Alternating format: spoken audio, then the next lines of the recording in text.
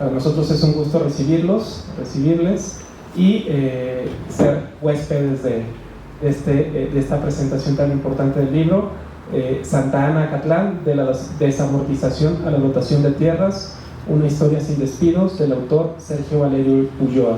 El día de hoy nos acompaña Laura Yolanda Pacheco como comentarista, Miguel Ángel Isaías Contreras también como comentarista y Sebastián Porfirio Herrera Guevara, además del propio autor. Muchas gracias, siéntanse bienvenidos, están en su casa y arrancamos. Bien, antes que nada, pues quiero agradecer las atenciones del maestro Guillermo Ortega y la hospitalidad para recibirnos en este recinto, para tener nuestras reuniones como Asociación de Historiadores de Jalisco, Carmen Castañeda García.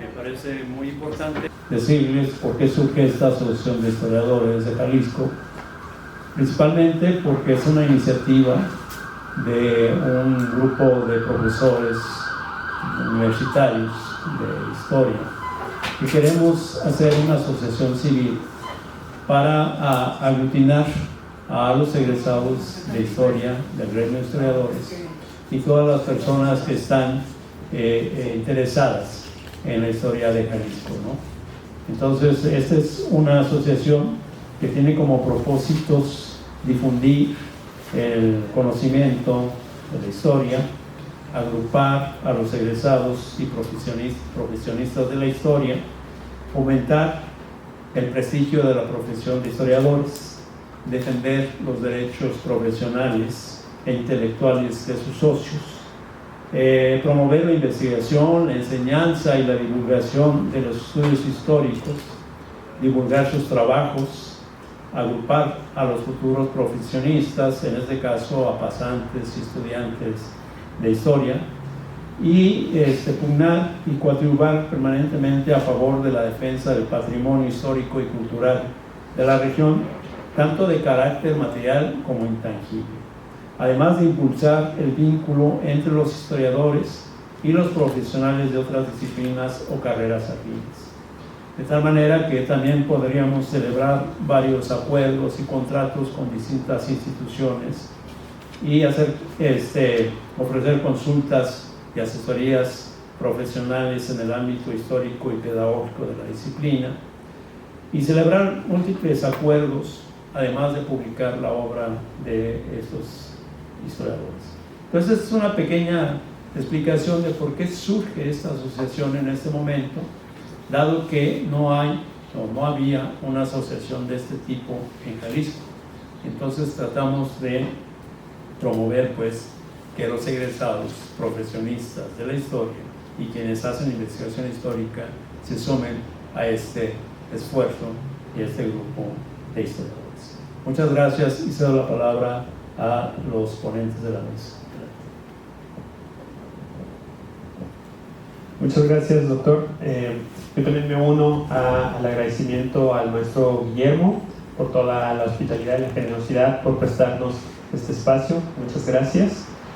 Bueno, vamos a iniciar entonces con la actividad del día de hoy, que es la presentación del libro Santa Ana Acatlán, de la desamortización a la dotación de tierras, una historia sin despojos, del autor doctor Sergio Valerio Ulloa.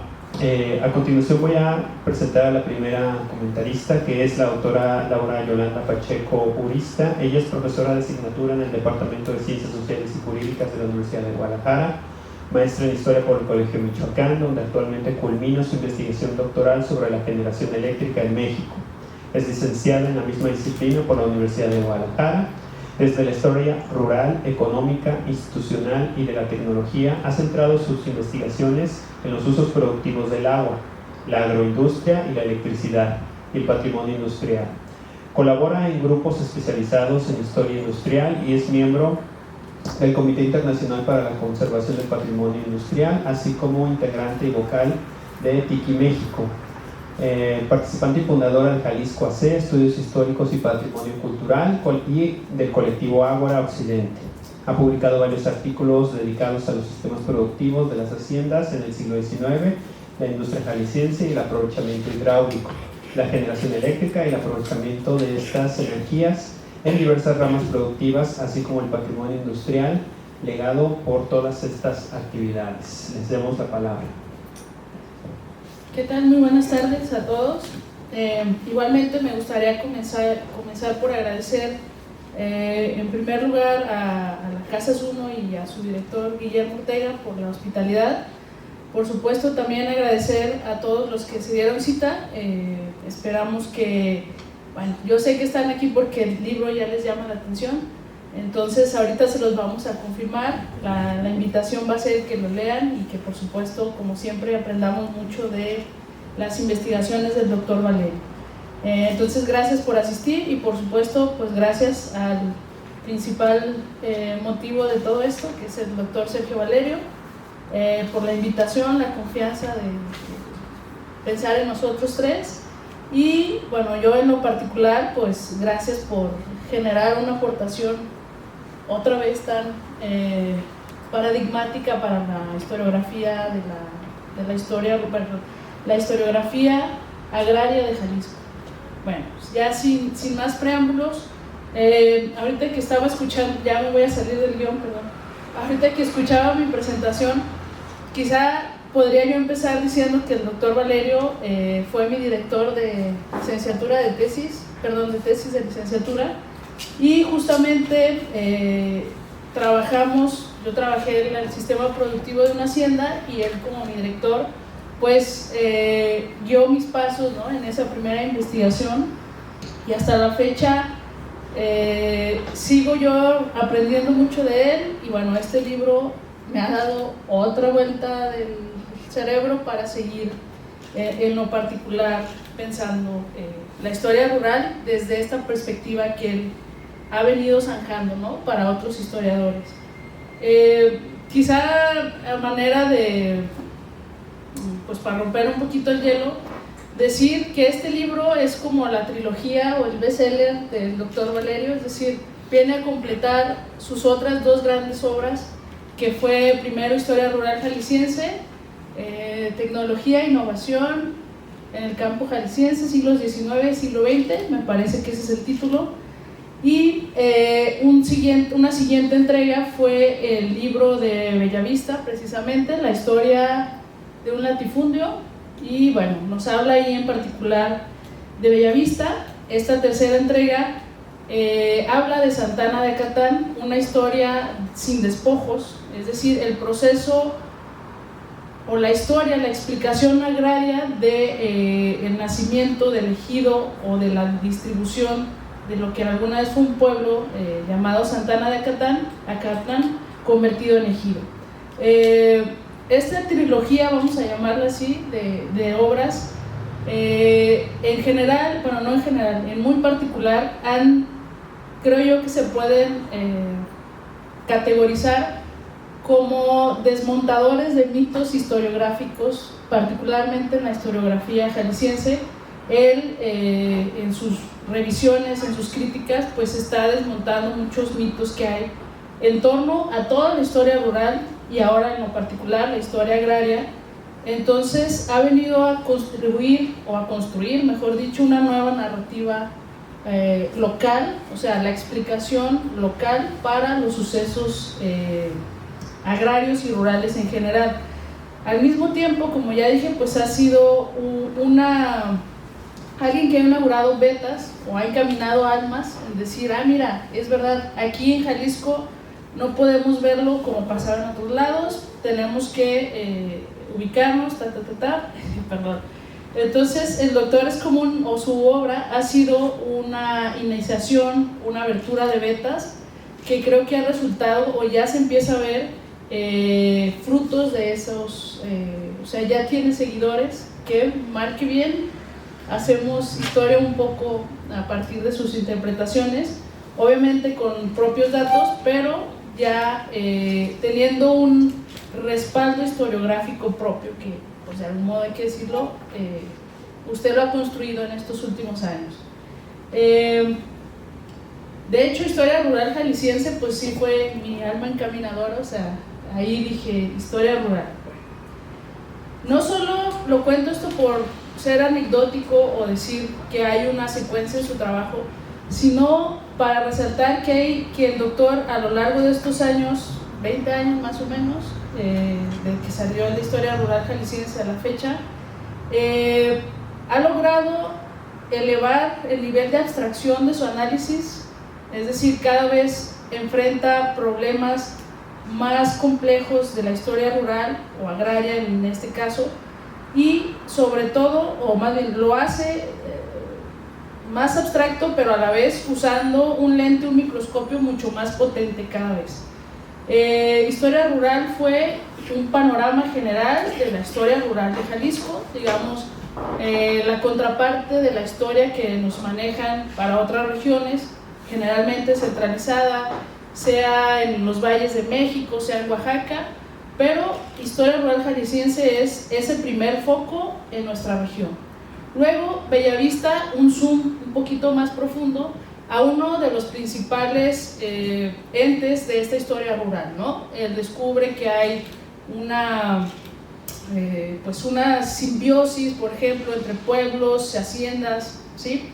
En el libro de Bellavista justamente agota o ve muy de cerca el desarrollo de una hacienda en su conjunto dinámico, social de la historia rural de Jalisco. Es decir, de todo el panorama jalisciense ya se enfocó en uno de los principales entes, que es una hacienda. Y hoy este libro que estamos presentando es justamente el otro ente gran o mucho más importante de todo este panorama, que serían los pueblos indígenas o los pueblos, digamos, que son cabecera y que probablemente o muy probablemente en todos los casos terminaron como ejido, ¿no? Entonces el doctor, les digo, va aumentando por un lado el zoom para ver cada vez cosas más particulares, pero por el contrario su abstracción es cada vez más, creo yo, compleja, ¿no? Cada vez va viendo problemas más complejas. En ese sentido, bueno, pues los invitaré a que leyeran toda la obra, seguramente ya la conocen, pero bueno, vamos a hablar ya sobre la organización de esta obra. Bueno, vamos a ponerla ahí, digo, ahí para que no, porque se la vas a usar, perdón. Bueno, el libro que hoy presentamos, titulado Santana Acatlán,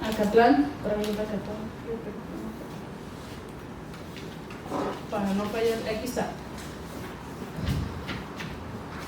Santana Acatlán, de la desamortización a la dotación de tierras, una historia sin despojo.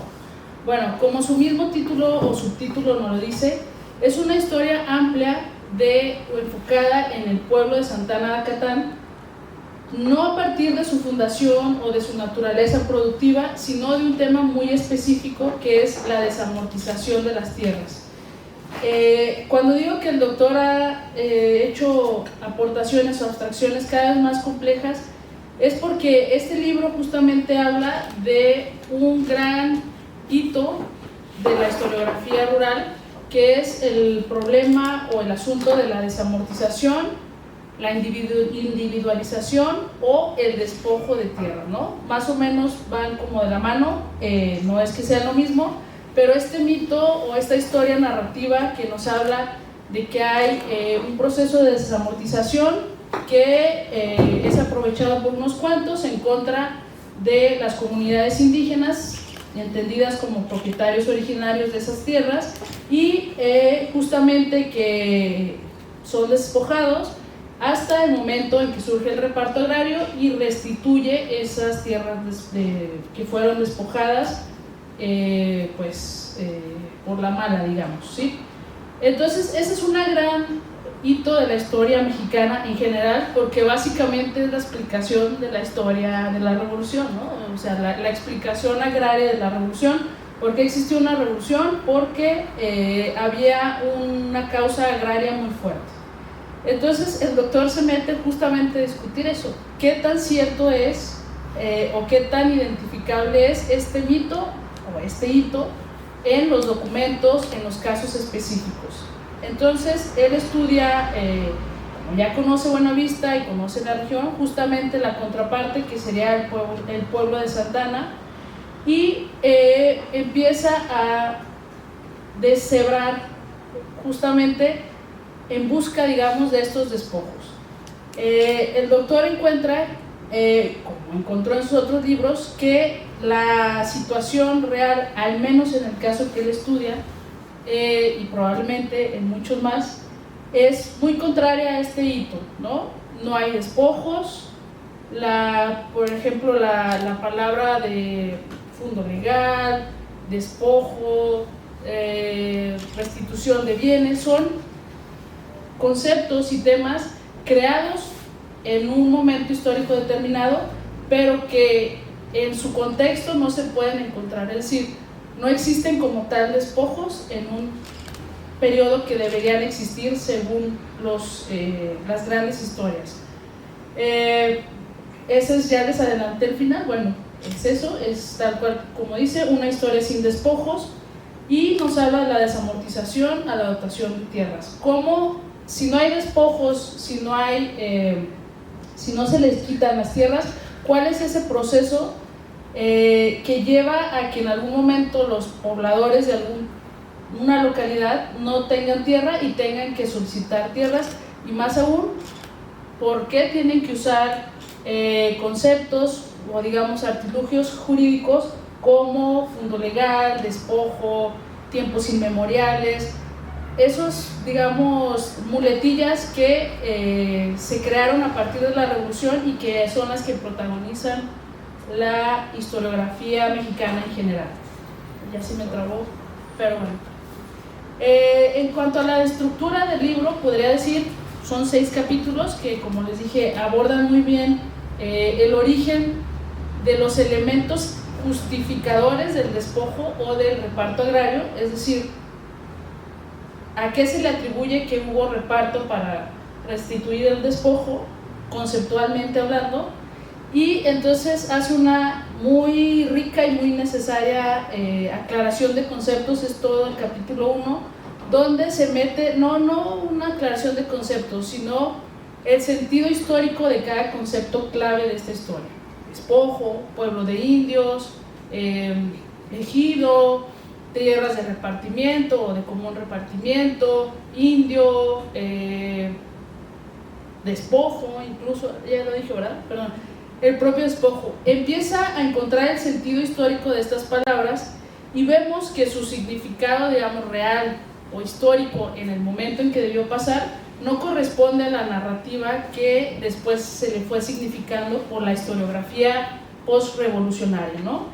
Entonces, ese capítulo número 1 yo creo que debería ser como casi una consulta obligada para todos los que hablen de este tema, para entender algo tan simple pero a la vez tan delicado como es el concepto ejido, ¿no? El doctor es muy claro en decir, ejido colonial significa una cosa y el ejido posrevolucionario es un invento nuevo. Entonces, en ningún momento podemos confundirnos de hablar o de pueblos de indio. Lo que existía en un momento colonialmente no se puede traer o no se debió haber traído al momento de la revolución y tomarlo como argumento, porque eran cosas totalmente distintas.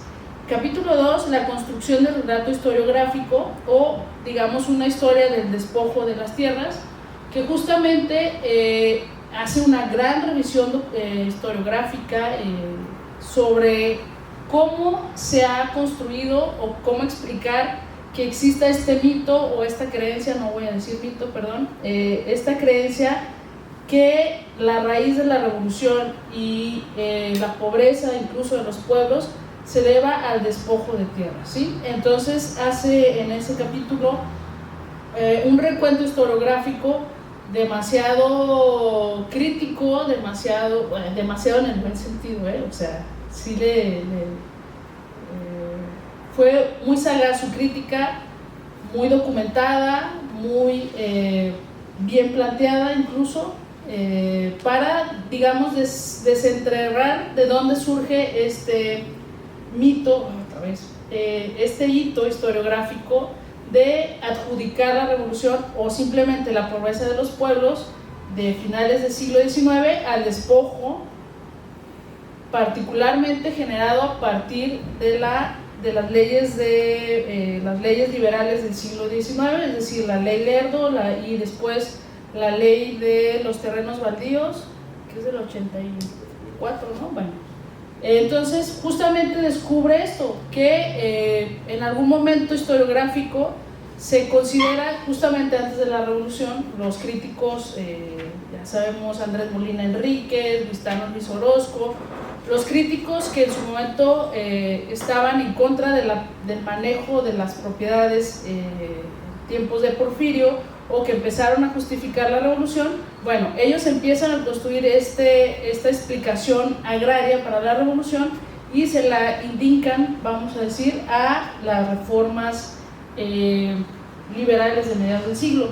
Entonces, el rastreo del doctor, ya en particular en el capítulo 3, donde habla ya desde la historia agraria en grande o en largo plazo de Santa Anna, ahí el doctor se va a ver el caso prácticamente en busca de despojos y encuentra que no hay despojos, pero sí hay un fenómeno que va a llevar a la pulverización de la propiedad, a la escasez de las tierras, a una masa de campesinos sin tierras, en fin, una serie de, o más bien una serie de explicaciones para lo que es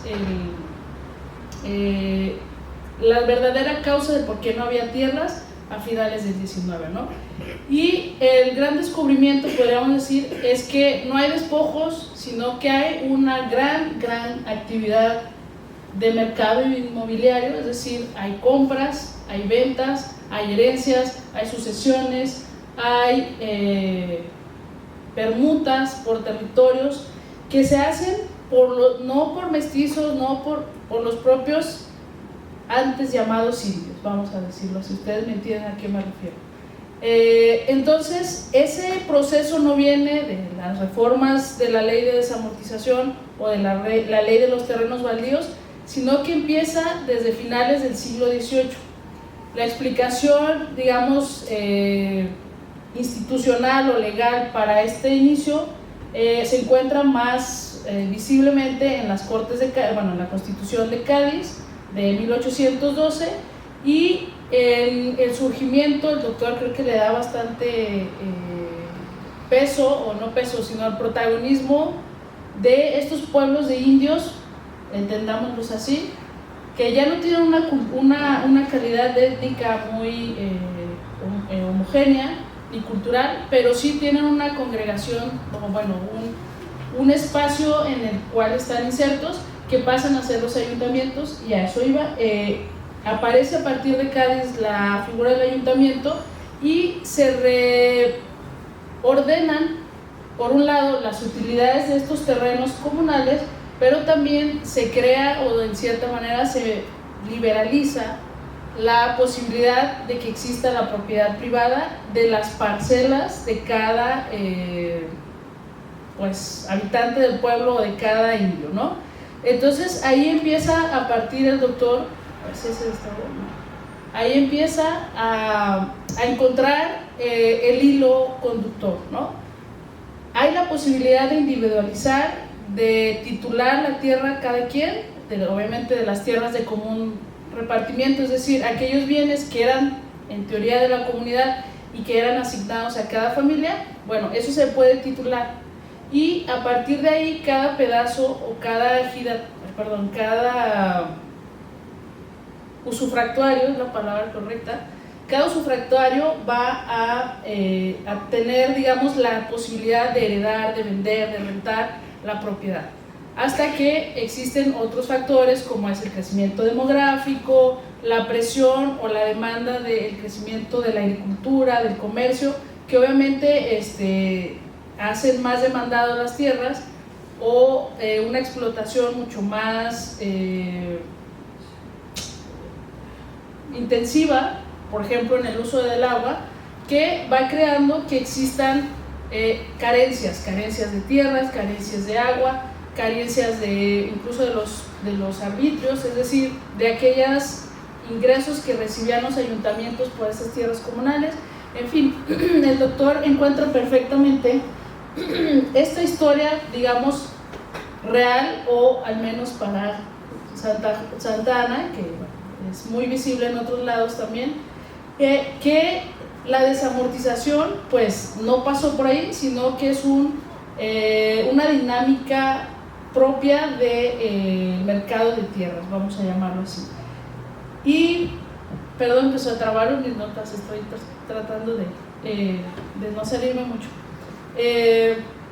El capítulo 4, volviendo ya vimos la discusión conceptual para ubicarnos específicamente qué debería ser cada concepto, capítulo 1, y cómo se malinterpretó según la historiografía, capítulo 2. Capítulo 3, el caso en concreto de Santa Ana de Acatlán, cómo se dio la pulverización o la individualización, el agotamiento de las tierras. Y en capítulo 4, que aquí es uno de los grandes aciertos, creo yo, metodológicos del doctor, mete a la contraparte. Es decir, si es verdad que están conviviendo en un espacio pueblos y ranchos, pueblos y haciendas, y ranchos también, y los pueblos están quedando sin tierra, entonces quiere decir que las tierras les están llegando a los hacendados. Él en el capítulo 4 nos describe que efectivamente pues cada quien tiene lo suyo, ¿no? Las haciendas ya tenían sus propiedades y esa tierra que les está desapareciendo a los pueblos pues no precisamente se les está acumulando a los hacendados. De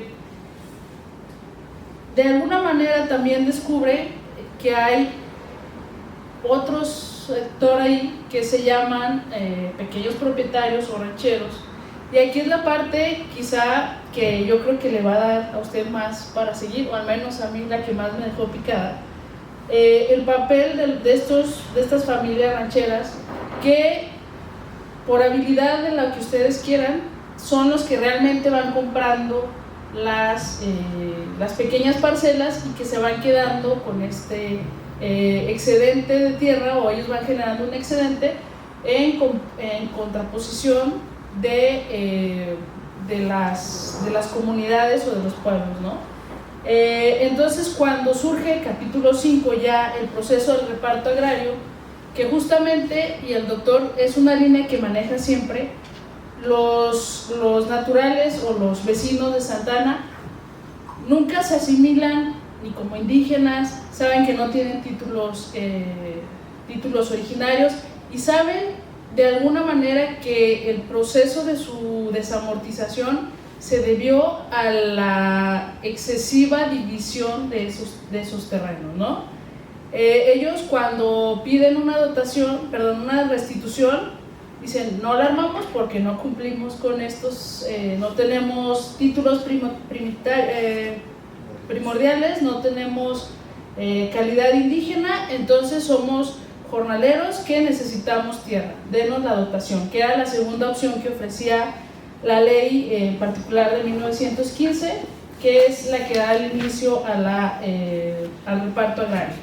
Capítulo 5, como les digo, el doctor encuentra la documentación que nos habla del estudio, de los deslindes que se empiezan a hacer, las investigaciones para determinar dónde está esa tierra, ¿no? De quién es, a dónde se fue, en qué momento. Y bueno, en general lo que se resuelve es que no hay despojo. Sí hay una acumulación, como les digo, de algunas familias importantes o rancheros, pero no precisamente las haciendas o los grandes terratenientes. La gran pregunta es, cuando vemos que de repente el pueblo, o más bien las haciendas y el pueblo en algún momento estaban separados, y para el siglo XIX la hacienda ya parecía que se había comido el pueblo, creo que lo que se está comiendo ahí, o es la impresión que me da, es justamente esos ejidos de amortización o de espacio de separación. Es decir, la hacienda no se metió en el pueblo, puede ser, sino el pueblo se extendió hasta topar con la hacienda.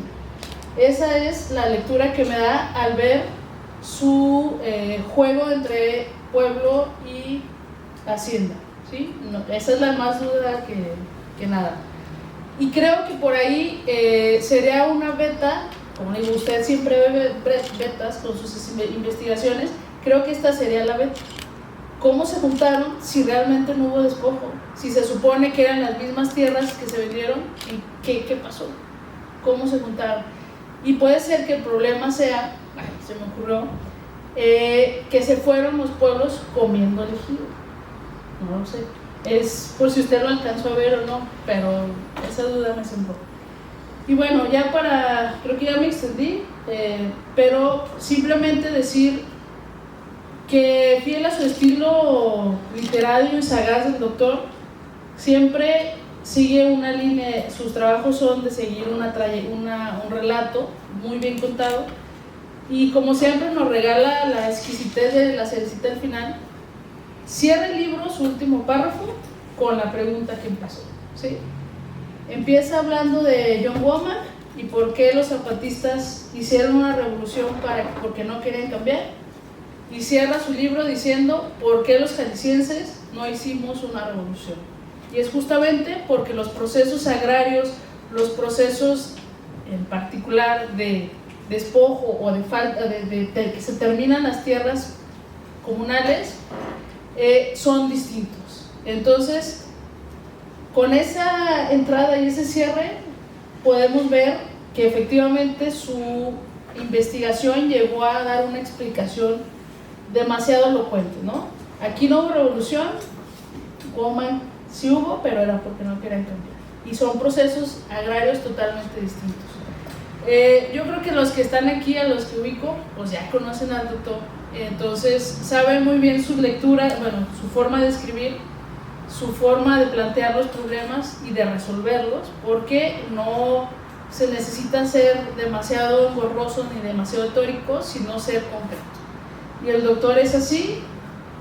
Yo sé que ustedes lo han leído, pero la invitación es que lo lean y de verdad traten de hacer este ejercicio de ver las tres obras juntas, cómo el doctor va haciendo el zoom más preciso, pero a la vez se va abstrayendo más en cuestiones más profundas de la historia rural jalisciense. Pues ya sin más, no me moderaste el tiempo, perdón. Sin más, ya paso el micrófono. Muchas gracias.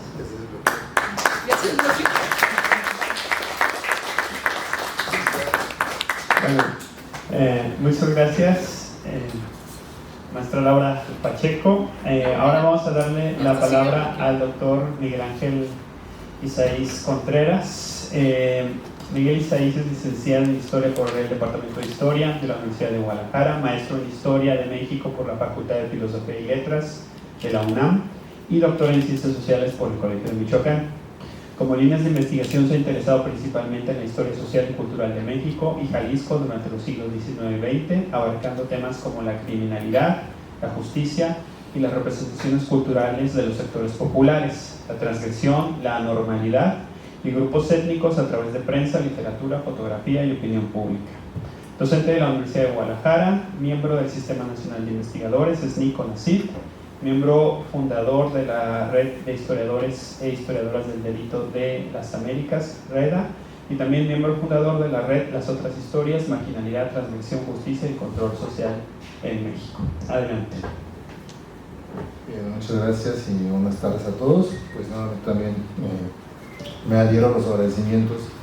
En primer lugar, pues a la Casación, al archivo, a Guillermo Ortega por la hospitalidad de poder tener nuestras reuniones en este espacio, y obviamente también agradecer al doctor Sergio Alegre por haberme hecho la propuesta de presentar su nueva obra, que yo entraría como un reclamo primero, porque hasta ahora, porque cuando yo hice mi tesis de doctorado trabajé el tema de la justicia rural y para mí fue difícil comprender esos conceptos que se mencionan en el primer capítulo, ¿no? Que es un ejido, que es un despojo, que si es despojo o no, y lo tuve que resolver en otra historiografía y no la de Jalisco, ¿no? Y creo que este libro, es un reclamo, lo digo de chiste, por supuesto, pero hacía falta un trabajo como el que hoy nos ofrece el doctor Sergio Vallejo. Hice unas notas, me daré el espacio, mejor me dedico a leerlas para no extenderme más de lo que debiera, ¿no? El libro que hoy se presenta forma parte de una trilogía, como ya lo mencionó la maestra Laura Pacheco, es una trilogía del doctor Sergio Valerio, que ha construido por casi 20 años. Cuando publicó en 2003 su Historia rural jalisciense, el cual ofrece una visión general desde la historia económica y tecnológica que transformó el campo en nuestra región. En 2012 profundiza sobre la hacienda de Bellavista con el libro Entre lo dulce y lo salado, el cual marca un antecedente directo al libro que hoy comentamos.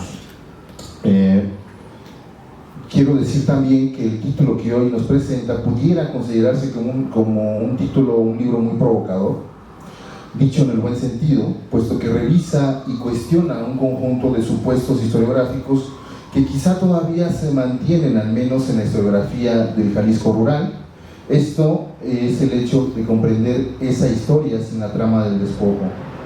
Todos sabemos que las habilidades e inquietudes que tiene el doctor Valerio y que integra en cada una de sus investigaciones, en el presente libro no es la excepción, lo cual podemos constatar desde la copiosa información documental que ha logrado intercalar sobre diferentes archivos, tanto a nivel federal, estatal y municipal, integrando expedientes del Registro Agrario Nacional, del Archivo General de la Nación, de la Suprema Corte de Justicia también, por un lado, y del Archivo Histórico del Estado, de la Real Audiencia de Guadalajara, asimismo como de la Arquidiócesis de Guadalajara. Además, Santa Ana Acatlán, que es la primera parte del título de este libro, puede reconocerse como una investigación que pone en discusión la trama de la historiografía de los pueblos indios, particularmente para lo que se conoce para el caso de Jalisco, la cual, sin temor a equivocarme, adolece de un debate historiográfico y revisionista, elementos que contiene el libro que hoy se presenta.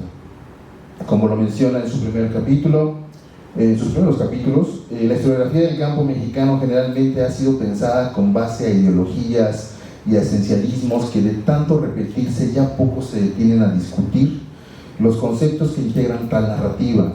Como se indica en el libro, la historia agraria ha pasado por distintos momentos y generaciones de investigadores quienes desde un comienzo instalaron tales ideologías ancladas en un primer momento en la historiografía posrevolucionaria, es decir, en una historia que por un lado legitimaba la ideología del nuevo régimen y por el otro sepultaba y criticaba el régimen porfiriano a través de la leyenda negra. Tales ideologías se recrudecieron bajo una nueva generación de historiadores que, volcados y formados en una tradición marxista ahora, acudieron al estudio de las rebeliones campesinas e indígenas bajo cierta dosis de militancia y empatía, en donde los hacendados y terratenientes se volcaron como los actores antagónicos de la historia agraria, mientras que los pueblos y comunidades indígenas se concebían como los receptores de los abusos aplicados por aquellos, como fue la idea del despojo. El revisionismo de los últimos años advierte que ya no es del todo conveniente pensar la historia del campo mexicano bajo la idea polarizada de tales entes sociales, sino de encontrar las tonalidades grises de esas relaciones, incluso para pensar en una nueva variedad de actores sociales que se involucraron e intermediaron en tales procesos. Hablamos aquí, por ejemplo, de autoridades políticas locales, de funcionarios estatales y federales, de agrimensores, de ingenieros, de procuradores, abogados, etc. El trabajo que hoy nos ofrece el doctor Valerio se articula con los recientes estudios, por ejemplo, de Bernardo García Martínez, de Emilio Curi, de Antonio Escobar, de Romana Falcón, de Daniela Marino, que son los especialistas, digamos, actualmente en el tema de la desamortización, dicho en términos generales, pero para el centro, el Istmo y el Golfo, ¿no?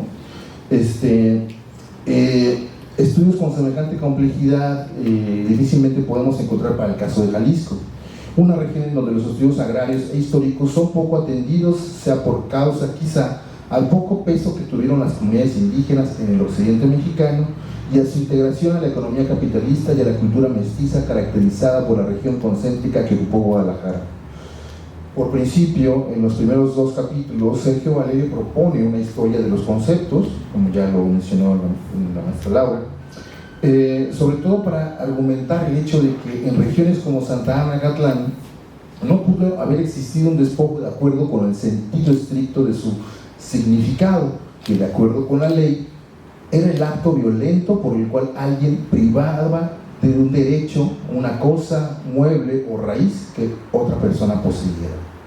En efecto, y como lo advierte desde un comienzo Valerio en su libro, en Santa Ana Acatlán, el proceso de individualización de tierras se presentó desde finales del siglo XVIII y se asentó en las primeras décadas del siglo XIX, precisamente cuando tuvieron lugar las primeras desamortizaciones a nivel local, sobre todo por iniciativa de los ayuntamientos.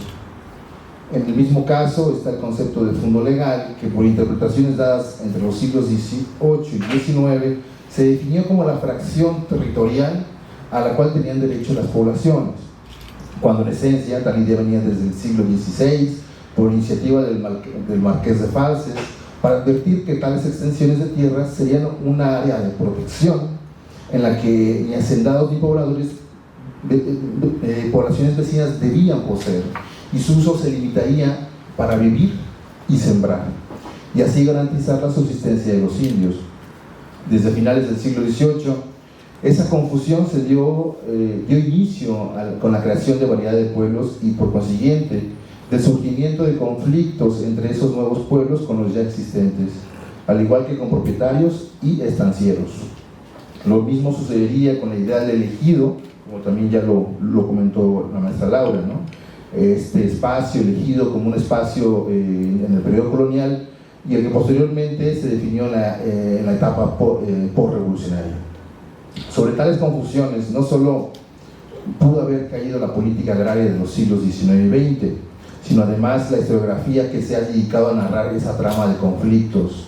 En el caso particular de Jalisco, la historiografía local adoptó tales supuestos en un contexto como lo fue la historiografía marxista de los años 70 y 80, en que variedad de académicos anunciaban que la mayoría de las rebeliones y movilizaciones indígenas del pasado habían sido provocadas por el despojo de sus tierras por parte de grandes terratenientes. Lo cierto era que no se podía hablar de despojo, pues las comunidades no tenían dominio directo sobre las tierras que utilizaban para vivir y sembrar, solo tenían dominio útil, es decir, usufructo.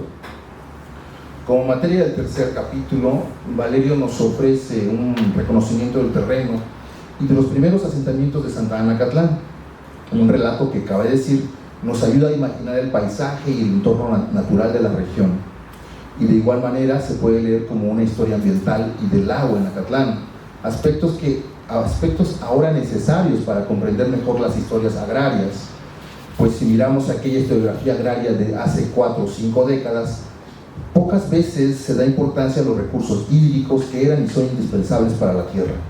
El reto de ahora, incluso como diría Luisa Boites, es hidratar la historia agraria, ¿no? El capítulo además nos presenta los primeros conflictos por la tierra de los que se tiene registro en Acatlán, los cuales se hicieron evidentes en un cúmulo de casos presentados en 1824, en donde indígenas reclamaban a ciertos propietarios los derechos sobre distintas tierras. Desde este momento ya se aprecia la constante que sostiene Valerio, pues la mayoría de las tierras que se reclamaban fueron adquiridas de forma legal y a través de compraventas desde años atrás a otros indios, lo cual habla también de la heterogeneidad y diferencias internas que generalmente existieron en las comunidades indígenas. Así, podemos reconocer que desde finales del siglo XVIII hasta después de la desamortización de 1857, 56, en Acatlán no se verificó un conflicto sobre despojo de tierras, sino más bien se luchaba y reclamaba por la falta de agua ante el incremento de la población y el acaparamiento que hacían algunos propietarios del agua dulce, es decir, cuando se estaban, digamos, apropiando de ese ejido colonial o esos bienes comunes, bosques, montes, que eran necesarios para la vida cotidiana de estas comunidades, ¿no? Por ejemplo, el hecho de poder trasladar el ganado o bien cortar leña, ¿no? Esos límites ya también estaban ya en dominio de otros propietarios. Como tema de los capítulos 4 y 5 encontramos las familias que ocuparon desde el periodo colonial el terreno y con el tiempo se instalaron allí en el fondo legal de Santa Ana Acatlán. Dentro de ellas son de particular interés las que se hicieron presentes a lo largo del siglo XIX y XX, dado que a ellas tuvo que hacer frente a los conflictos que las comunidades indígenas elevaron ante los gobiernos estatal y federal cuando se puso en marcha la reforma agraria de 1915. Ante la avanzada agrarista, estas familias trataron de mantener la propiedad mediante diversas estrategias, como fue la compraventa entre integrantes de la misma familia, para evitar la afectación. Un recurso más que tuvieron a su alcance fueron los amparos contra la resolución presidencial de 1920. Esto no quería decir que en Acatlán los vecinos que reclamaban tierras lo hicieran por conducto de la restitución, es decir, como respuesta a un despojo previo, sino que eran conscientes de que no había tierras que reclamar. Por tanto, solicitaron a la Comisión Nacional Agraria dotación de tierras para sobrevivir. En vista de que no había tierras para acceder a tal petición, el gobierno resolvió con la expropiación de tierras a esos mismos particulares. A partir de este momento, la historia agraria de Acatlán de Juárez se prolonga y adquiere nuevas dimensiones. En primer lugar, porque intervienen nuevos actores sociales, tales como ingenieros, delegados federales, representantes ejidales, abogados, representantes legales, etc. Lo cual vuelve todavía más compleja la trama de esta historia y la de cualquier otro pueblo que haya pasado por las mismas circunstancias. Tal parecía que la reforma agraria venía a romper una armonía que existía entre jornaleros, peones, rancheros y hacendados. Todo era bonito, ¿no? En donde estos últimos garantizaban el trabajo, el sustento y el bienestar a los primeros. No existían razones, pensaban sobre todo estos propietarios, no existían razones para que esas familias reclamaran tierras, pues existía un paternalismo como el que defendían los propietarios de Villavista y el Plan, a través de su representante Jesús Camarena, ¿no? Quien diría que aseguró que pretender la dotación era una contradicción, pues era ir en contra de la industria azucarera, era ir en contra de sí mismos incluso, ¿no? En la última parte del libro, Valerio nos lleva todavía a los efectos de las adiciones que se hicieron a la ley de 1915, pues bajo resolución presidencial de 1927 y el 29, las poblaciones de haciendas o caseríos también tuvieron derecho a reclamar tierras. A diferencia de como se ha observado en otras regiones del centro del país, la dotación y restitución de tierras entre pobladores de hacienda tuvo una respuesta inmediata en Acatlán, lo cual dejaba entrever que no existía del todo una armonía paternalista entre los hacendados y sus trabajadores. Sin embargo, la historia agraria de Acatlán y de Jalisco se vuelve todavía más compleja, pues los ejidatarios toman mayor control sobre su región a tal grado que entretejen conflictos con otros ejidos por la calidad y extensión de las tierras. Es una historia que rebasa ya la temporalidad descrita en este libro, puesto que los ejidatarios no solamente se confrontaron con otros ejidos, sino que internamente tendieron a fracturarse y dividir sus intereses, a emprender compraventas por debajo de la ley, hasta que en 1992 prácticamente se declaró su extinción como sistema de propiedad. La propuesta, con esto concluyo, la propuesta del presente libro no pretende que nos volquemos al otro extremo. Eso es algo que advierte muy claramente el doctor Valerio. Es decir, no pretende que neguemos el despojo, ¿no? Puesto que esto sería tanto como reprimir nuestra preocupación constante por una justicia social. Más bien se trata, como bien dice Valerio, de documentar el despojo donde éste realmente existió, y al hacerlo, poner cuidado en los conceptos que utilizamos. Santa Ana Acatlán, de la desamortización a la dotación de tierras, una historia sin despojos, es una importante obra revisionista que le hacía mucha falta a la historiografía agraria de Jalisco. Considero que entre más investigaciones locales se acumulen sobre esta región, estaremos en condiciones incluso de modificar la trama de esa historia agraria nacional. Bueno, muchas gracias.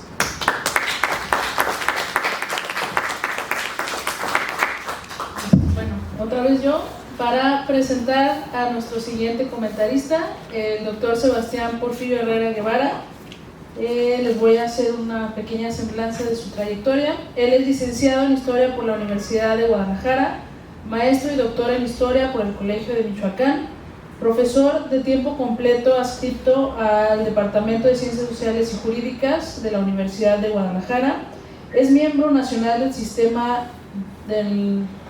Nacional de Investigadores y perfil de SEABE PRODEP. También es director de la revista académica Pactum, Estudios Transdisciplinarios del Conflicto, la Cultura de la Paz y más. Es secretario de la Asociación de Historiadores de Jalisco, Carmen Castañeda García, miembro vocal de la Asociación de Historiadores de las Ciencias y las Humanidades, autor del libro Marginalidad, Delito y Punición, Robos y Asaltos en Jalisco 1846-1861. Igualmente ha publicado diversos capítulos, artículos y reseñas de libros en revistas nacionales e internacionales. También se ha desempeñado como profesor a nivel licenciatura, maestría, ha sido director y sinodal de tesis, tutor, ponente, organizador, lector, comentarista de eventos académicos, así como dictaminador de libros y artículos. Sus líneas de investigación están centradas en la historia sociocultural del delito, historia social y política del siglo XIX.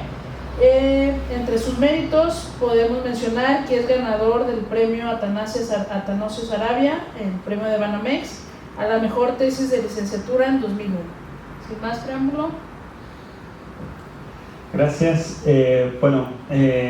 Aquí ya particularmente quisiera en primer lugar agradecer al doctor Sergio Valerio por hacerme la muy generosa invitación de leer este libro y pues de comentárselos a ustedes.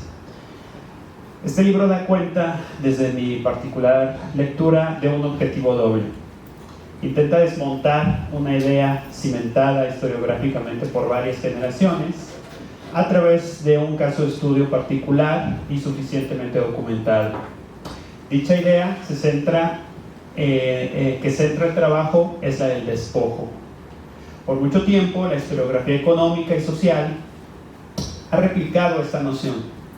Las comunidades indígenas abogaban por mantener un esquema de propiedad comunal bajo el cual habían vivido desde tiempos remotos en perfecta comunión y sin conflictos.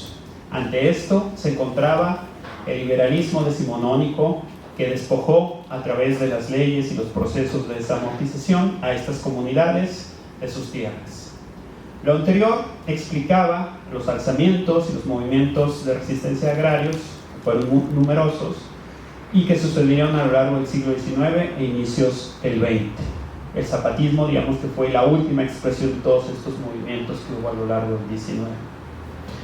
Igualmente sustentaba el Estado revolucionario como el justiciero de aquellas deudas históricas al proveerles a los campesinos de tierras.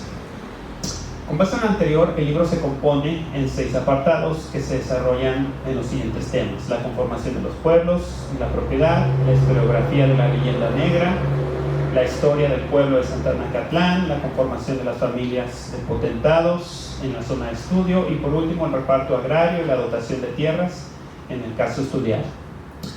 Más que hacer un recuento pormenorizado de cada uno de estos capítulos, porque yo sabía que ya me tocaba al final y ya lo iban a hacer y lo hicieron muy bien mis colegas, me voy a centrar entonces en 5 aspectos o en 5 reflexiones que me surgieron tras la lectura de esta obra y se las comparto.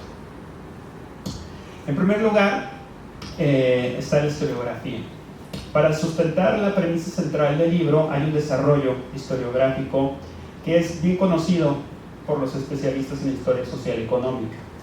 Son trabajos que se publicaron entre los 80s y los 90s de autores muy conocidos, algunos con perspectivas nacionales, otros con trabajos de enfoque regional, pero vemos cómo sistemáticamente replican esta noción del despojo, ¿no? Como el factor explicativo, ¿no? La desamortización, el despojo, y entonces la resistencia y el Estado revolucionario, ¿no? No obstante, lo que también se observa es que la historiografía más reciente, digamos de los últimos 20 años, ha puesto en entredicho esta línea interpretativa, y aquí, digamos, están todos estos autores que ya mencionó el doctor Miguel Saiz, Daniela Marino, Antonio Escobar, Luisa Rioja, Margarita Menegus, etcétera, pero que justamente han trabajado estos procesos y han, digamos, desmontado esta idea de la leyenda negra, principalmente en el centro de México, San Luis Potosí, Oaxaca, pero justamente creo que ese es uno de los aspectos fundamentales de este libro que se incorpora dentro de esta historiografía, y es un aporte a una historiografía la jalisciense que digamos le faltaba un trabajo crítico como este. Estamos pues ante lo que Daniela Marino ha denominado la leyenda negra, ante la cual se han posicionado trabajos de corte revisionista que han matizado, criticado y desmontado varios de estos elementos. A mi parecer, el trabajo que hoy nos convoca se posiciona desde esta perspectiva, la de una crítica revisionista a la leyenda negra del despojo. Dialoga directamente con algunos de sus autores y aporta elementos para cuestionar esta línea interpretativa. Una de las críticas principales a esta historiografía más reciente hacia la noción del despojo, hacia la leyenda negra, se encuentra, por ejemplo, en la posición desde la cual se observa a los actores en los procesos históricos. La historiografía tradicional ve a las comunidades como víctimas ante un proceso injusto y corrupto, es decir, como agentes inactivos en los procesos políticos y sociales, como individuos sin agencia que solamente han acumulado agravios, a veces durante siglos, y que, como si fuera una teoría volcánica, manifiestan ese descontento en un momento determinado y de forma, digamos, disruptiva, que sería la revuelta violenta, la revolución. Esta noción desde varias décadas ha quedado en entredicho, gracias a trabajos que, desde perspectivas sociales, han posicionado a los sectores populares como agentes activos dentro de los procesos históricos. Pienso, por ejemplo, en el impacto que tuvo hace algunas décadas el trabajo de Florencia Melón, Campesino y Nación, para comprender desde una perspectiva geográfica acotada la implementación del liberalismo decimonónico, pero sobre todo, y es lo que me interesa destacar, el accionar y la agencia de los campesinos, al igual que de las autoridades intermedias. Esta perspectiva me remite también a trabajos como los de Luisa Rioja sobre conflictos y rebeliones por la tierra en Oaxaca, sobre las negociaciones que se hacían al respecto de las ventas de las tierras y de la forma de arreglarse para evitar conflictos. Es una dinámica mucho más compleja, mucho más activa, en la cual los pueblos fueron vendiendo y fraccionando sus tierras. En este tenor, el presente trabajo del doctor Sergio Valerio brinda una perspectiva que refuerza y, digamos, tiende a ampliar estas nociones.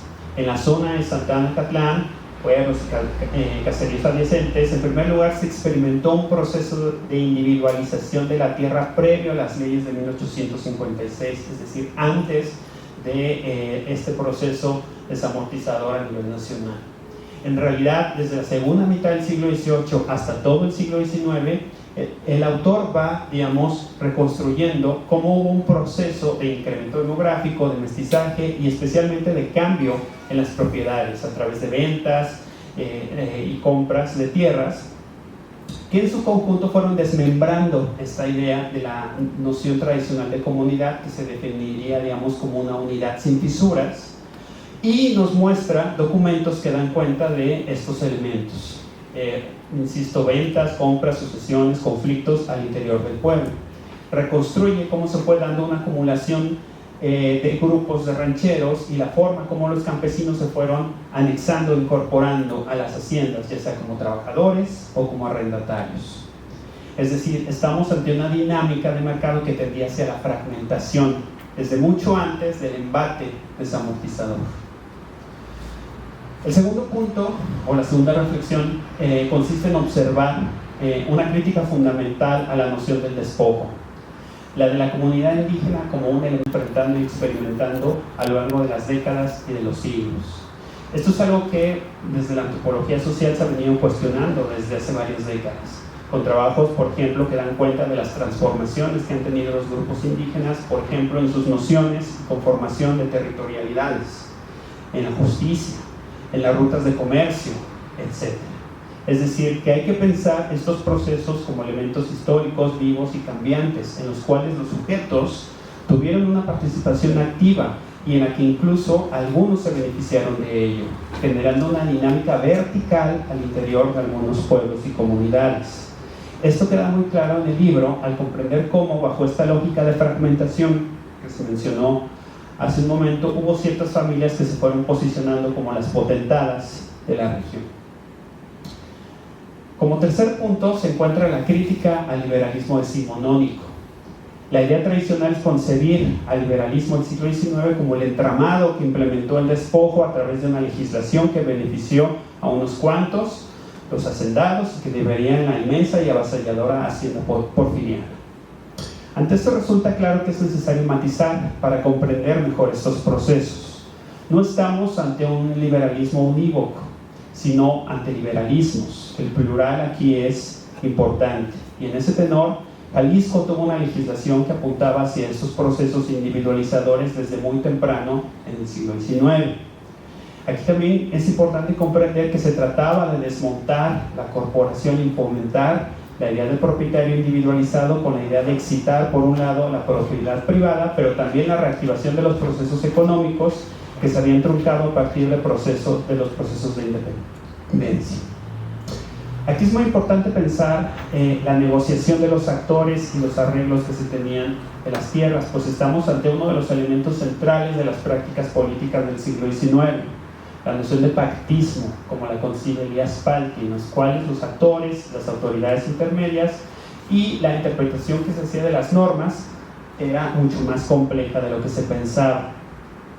Y hablando de complejidad, esta es una de las conclusiones a la que llegan muchos trabajos que intentan reconstruir la historia agraria mexicana, desde los trabajos tradicionales hasta los críticos revisionistas, ¿no? Es decir, esta conclusión yo la veo desde Jean Meyer hasta Margarita Venegas, que el proceso de desamortización en realidad tiene que verse desde la casuística, pues una generalización, ya sea hacia un lado o hacia otro, sería por definición imprecisa, y que estamos pues ante un proceso que fue mucho más complejo y contradictorio de lo que se puede pensar.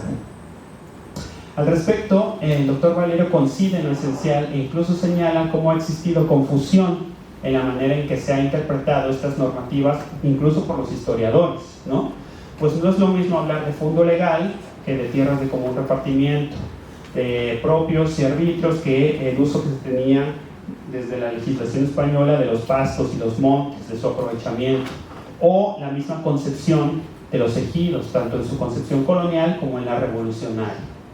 Para ello, se hace un recuento que va desde las leyes españolas y coloniales, desde las composiciones a las dotaciones y el otorgamiento de los títulos primordiales, hasta la legislación decimonónica. Aquí me parece que hubiera sido importante, digamos, para cerrar con broche de oro, incorporar el trabajo de Margarita Venegas. Ella tiene un trabajo en un libro de Jaime Olveda, donde le hace una crítica durísima a Robert Knowlton, que es citado en el trabajo, sobre la confusión que tenía Knowlton sobre los tipos de propiedad que estaba hablando en su trabajo, ¿no?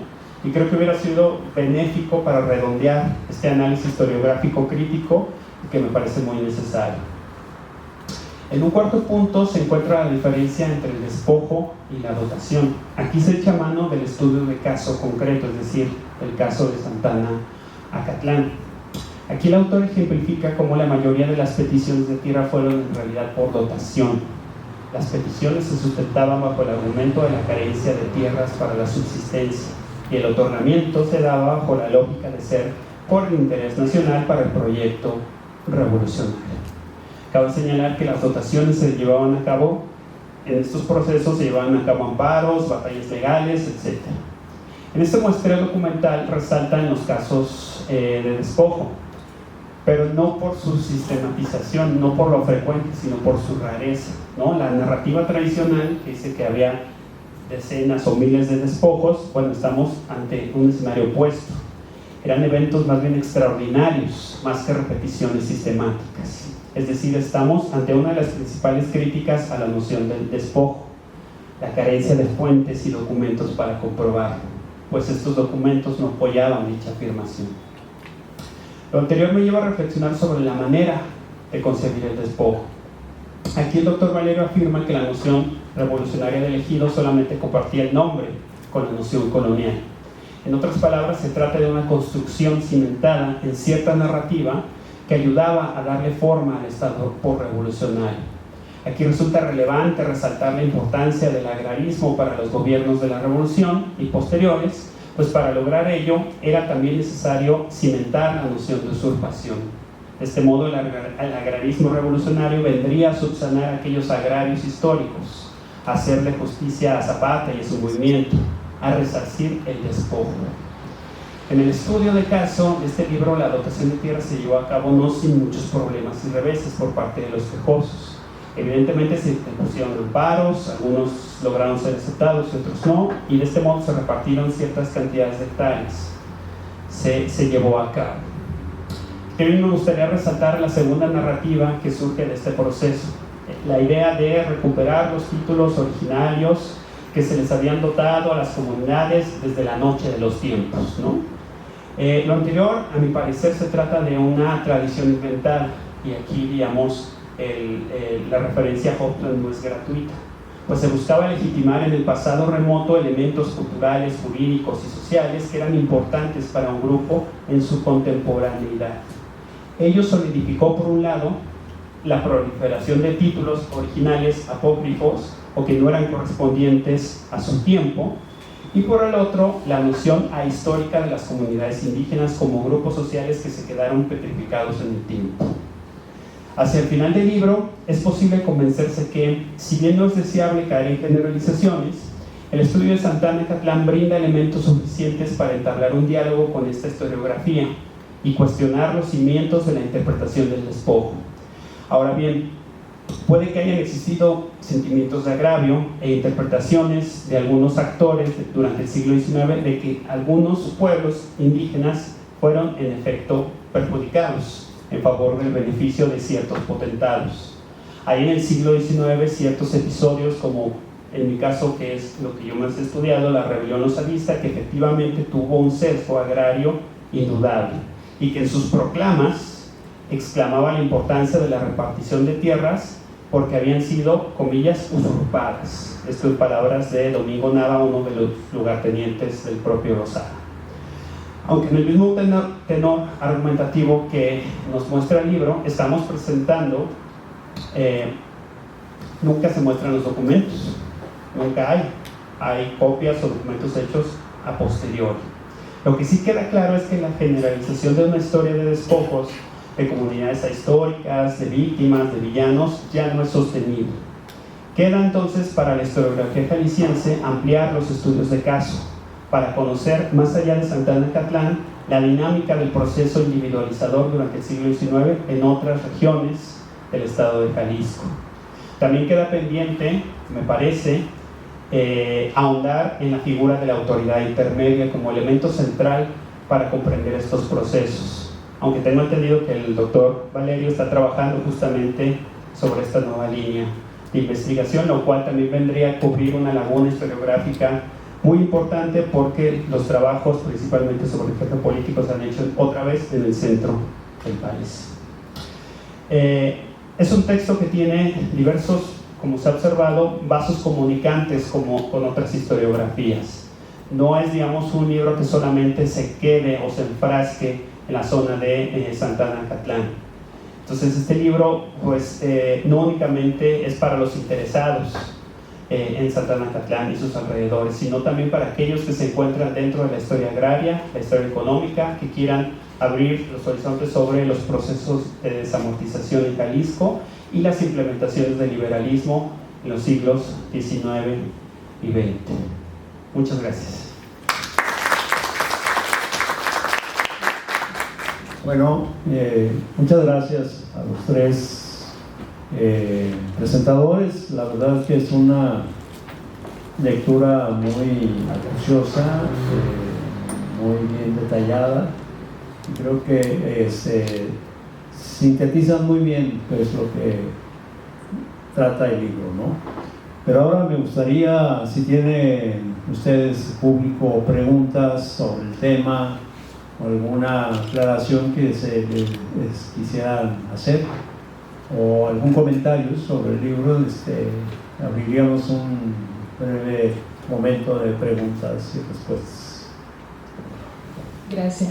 Bueno, yo encantada con la presentación, sin duda 3 lecturas profundas, lecturas que también intentan el diálogo y el cuestionamiento también a lo planteado por el autor, y yo creo que eso enriquece muchísimo a los que estamos del lado de acá y que estamos ansiosos, ¿no?, también por leer la obra. Creo que ha sido recurrente en las 3 intervenciones el asunto de las fuentes, ¿no? Entonces, pienso que sería muy interesante pues abordar, o si se pudiera abordar por parte del doctor Valerio, el tipo de fuente, cómo se encuentran en esa fuente los conceptos, que ha sido también otro de los temas puntuales que se han planteado, es decir, cómo se encuentra allí, si es el puro término, si es la pura palabra, si es la pura voz, pero también cómo se encuentran en los tipos diferentes de fuente los procedimientos alrededor de estos conceptos, ¿no? Cómo ocurre en este modo. Entonces, si usted pudiera un poco contarnos su experiencia en algún caso específico, en alguna fuente específica, creo que también pues nos dejaría muy buen sabor en ese sentido de cómo se construye o cómo construyó esta historia sin despojos, ¿no? O que finalmente fue eso lo que encontró, ¿no? Que no hubo tales despojos como que ha quedado asentado en la historiografía nacional, y yo creo que también servirá para replantear algunas problemáticas también en la región e incluso a nivel internacional, ¿no? Entonces, bueno, sería todo. Bueno, las fuentes ya las dijeron también aquí los comentaristas. Principalmente es el archivo histórico de Acatlán de Juárez, que está en el archivo histórico de Jalisco. Lo trasladaron más allá y ahí se resguarda. Es un archivo que me costó mucho trabajo investigar porque estaba siendo ordenado, entonces no se prestaban. Pero para todo el siglo XIX es el archivo histórico de Acatlán de Juárez. Otro es el archivo de notarios, de instrumentos públicos, a través de toda la documentación de compraventas, de testamentos, de compraventas de haciendas, ranchos y varias cosas. Entonces, todos los archivos te dan una documentación específica, y ahí viene la voz de los actores, ¿no? Ahí ve uno cómo se habla. En algunos casos, como el caso del fundo legal, que parece ser un concepto que se utiliza desde principios de la época colonial, en los documentos no existe.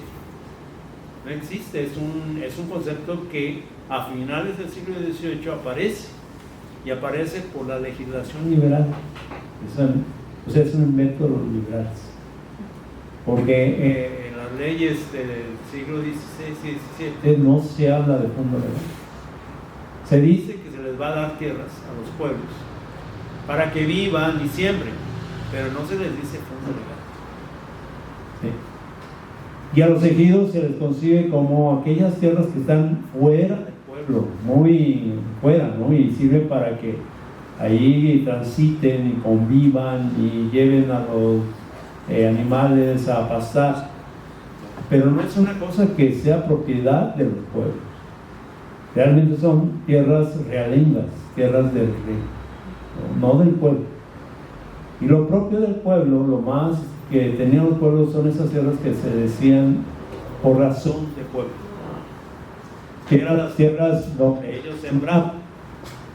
Y aquí hay una legislación diferente para la Nueva España que para la Nueva Galicia. En la Nueva España había una ley que establecía que alrededor del pueblo, midiendo desde la iglesia alrededor, había 600 varas para el pueblo, ¿sí? Más otras 1000 varas de protección para que los españoles no ingresaran a estos pueblos. Pero esas 1000 hectáreas no eran del pueblo, eran simplemente para colchón, de que no se confrontaran indios y españoles. Entonces, todas estas concepciones luego vienen a ser retomadas por los intelectuales revolucionarios del siglo XX y hacen otras interpretaciones. Entonces, por eso hay que ser muy acuciosos con el lenguaje, con los conceptos, y ver cómo se utilizan en cada momento y cuándo aparecen. La cuestión, por ejemplo, del pueblo. El concepto de pueblo pareciera que existía desde siempre, desde antes de la llegada de los españoles, y no es cierto. El concepto de pueblo es un concepto español, castellano, que ya con el mismo concepto se describe cómo era un pueblo, con su iglesia, su plaza de armas y su caserío alrededor. Pues eso no había antes de la llegada de los españoles. Son cosas que hay que repensar y cuestionar y decir, bueno, ¿cuándo aparece esto? Bien. Y él. Solo era un apunte a partir de justamente la última idea que nos comparte sobre la importancia del lenguaje, de cómo esta aportación, esta nueva obra también es una invitación a revisar la historia conceptual, ¿no? Por ejemplo, del término despojo, ¿no? Yo, mientras estaban presentando el libro, recordaba esta noticia reciente del tema de Mezcala, ¿no? De cómo también el tema del despojo es claro, ¿no? Y creo que ese es un aporte para revisar la cuestión polisémica de los términos, ¿no? Y cómo a lo mejor desde el presente pensamos que el despojo es esto, ¿no? Cuando situado, contextualizado y en la práctica o no existe o no se refiere o tiene otra significación distinta, ¿no? Y creo que metodológicamente eso es una invitación para desde cualquier temporalidad asomarnos al menos a estos primeros capítulos que refieren este tipo de aportes, ¿no? Eso solamente era el comentario. Sí, más allá de los conceptos hay una narrativa. Se construye un discurso que es el que nos explica cómo es la historia, cómo fue la historia del pasado. Y ese discurso pues es elaborado por ciertos actores, por ciertas personas. En este caso pueden ser los intelectuales, los mismos historiadores, los gobernantes, y estos elaboran y construyen un discurso sobre el pasado. Y eso es lo que hacemos los historiadores. El discurso no es totalmente objetivo, siempre hay un sesgo, y ese sesgo es el sesgo que cada historiador le quiere dar, o que independientemente de su voluntad lo da, porque hay una visión que está sesgada por la cuestión ideológica o por la cuestión política. Y ninguno de nosotros nos libramos de eso. Siempre hay parte del historiador que interpreta, que explica y que nos da los datos según esa visión. Entonces hay que estar conscientes de eso. Y la crítica que se hace a la historiografía, por ejemplo a la historiografía de los años 70, 80, muy cargada del marxismo y de otras corrientes teóricas de izquierda, era esta idea de que las comunidades indígenas eran estas entidades homogéneas, medio cerradas, invariables en el tiempo. Son los mismos pueblos indígenas de hace 500 años, que eran los propietarios de esas tierras y que en cierto momento del siglo XIX se les despojó, se les quitaron sus tierras, ¿no? Ese es un discurso narrativo que es precisamente el discurso que yo estoy criticando, pero a partir de la investigación de un caso. Y el caso es un caso concreto que es Santana Catlán. A ver, vamos a ver si es cierto que los pueblos eran iguales durante 500 años. Y vemos que no. O sea, en este caso de Santana Catlán hubo un proceso de mestizaje, de crecimiento, de tal manera que ahora vayan a Catlán de Juárez y pregunten quién se siente indígena. Nadie. ¿Sí? Entonces es un pueblo mestizo desde principios del siglo XIX. También se supone que estos pueblos tenían tierras y que eran tierras colectivas, comunes, y que todos accedían a ellas de forma equitativa. Pues hay que investigar, ¿no? Si era así. O sea, a la hora de investigar en los documentos, cuando veo que hay transacciones entre familiares, compraventas, pequeños lotes que no pasan de 200 pesos, veo que hay un intenso intercambio de propiedades pequeñas, medianas y grandes, Les digo, aquí no era colectiva la propiedad. Aquí había desde finales del siglo XVIII un mercado de tierras muy dinámico. Y a través de ese mercado de compra-ventas, pues se fue acumulando las tierras en ciertas familias.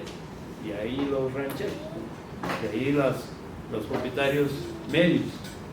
Y otra cosa son los grandes hacendados, que tenían sus tierras por mercedes reales desde la época colonial. Todo esto hay que comprobarlo. El problema de los discursos ideológicos es que no tienen sustento. Se basan en cuestiones ideológicas, no en históricas. Por eso la discusión con esta historiografía marxista, que decía el despojo, y ya con decir despojo decían que ya estaba explicado todo, pero nunca nos decían cuántas tierras habían sido despojadas, a quién se había despojado, en qué momento se había despojado. Esa es la cuestión de la investigación. Corroborar que ese despojo fue realmente hecho en algún momento y llegar a la conclusión afirmativa de que sí había despojo, o no, pero a través de una investigación. Bueno, el resultado es que es una historia sin despojos. Bien, ¿alguien más? Claudio, por favor. Gracias, buenas tardes. Felicidades a los tres expositores y sobre todo al autor del libro.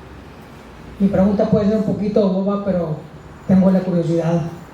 ¿De qué tamaño eran las parcelas que se dotaron a los beneficiarios y qué criterios utilizó para decir tantos metros cuadrados, tantas hectáreas por persona?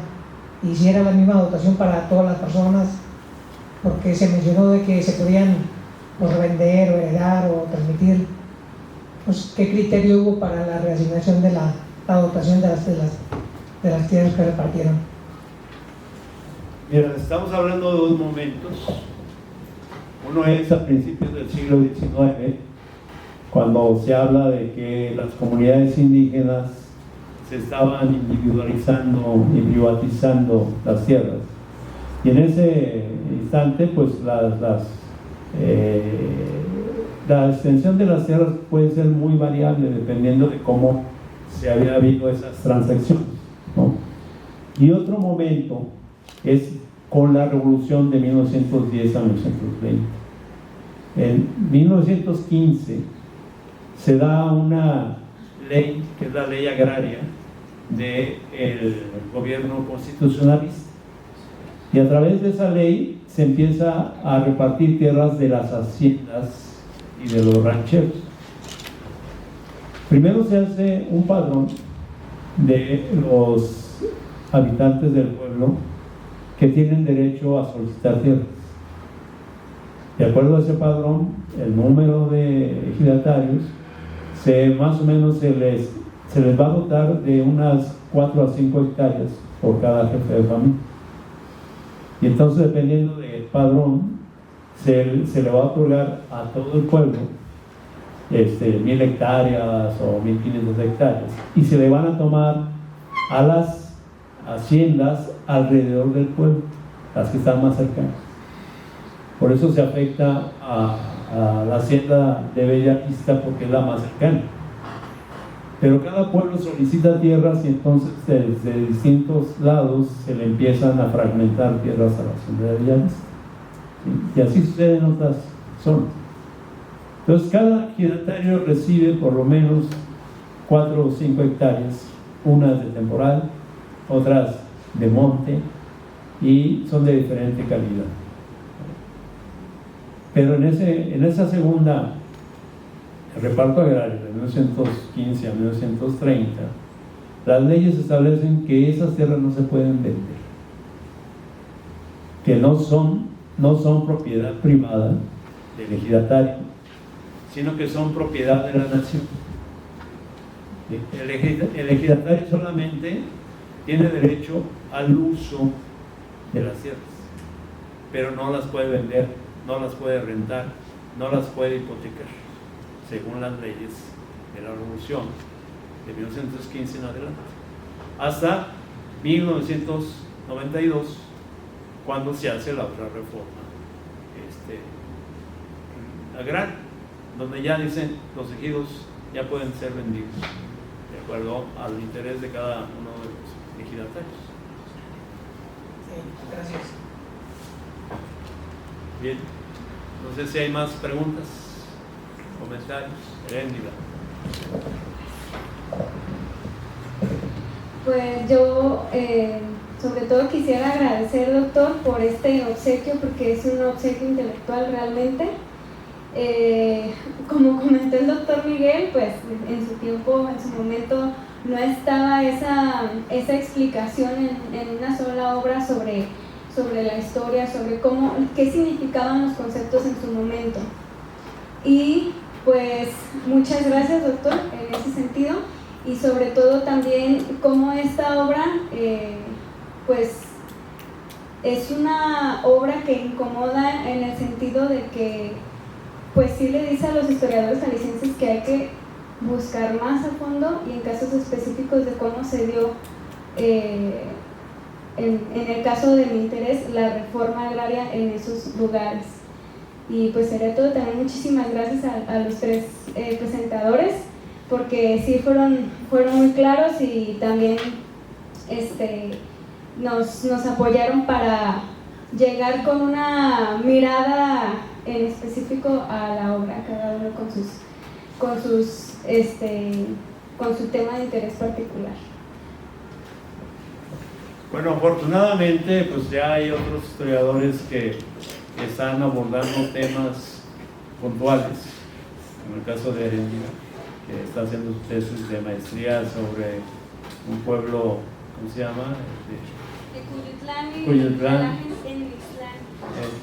Y otros que un alumno se acaba de titular sobre San Juan de Ocotán, Benur, que también tratan esta situación de las tierras del pueblo y cómo fueron desarrollándose la propiedad ejidal y el reparto agrario. Entonces, esto va aclarando muchas cosas que en la época de los años 70 y 80 faltaba mucha investigación concreta, más se suponía, ¿no? Se pensaba que así había sido, pero no había una investigación a fondo. Y lo que hacen ahora los exploradores jóvenes es ir a los archivos y plantearse preguntas donde hay huecos, donde hay poca investigación, y eso es cómo se debe desarrollar la historiografía, ¿no? A partir de muchos proyectos de investigación y nuevas publicaciones. Entonces, pues adelante, esta es parte de un trabajo colectivo y agradezco mucho pues la disponibilidad y los que pues son entrañables colegas. Muchas gracias a todos y gracias por su asistencia.